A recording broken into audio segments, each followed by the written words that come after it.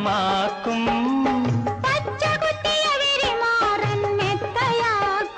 നിന്റെ പിച്ചകപ്പൂമേനി ഞാൻ സ്വന്തമാക്കും.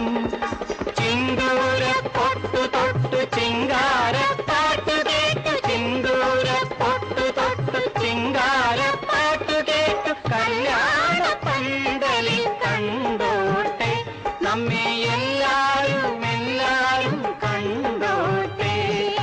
മുല്ലപ്പും പല്ലിലോ മുക്കൂറ്റിക്കവിളിലോ അല്ലിമലർമിഴിയിലോ ഞാൻ മയങ്ങി.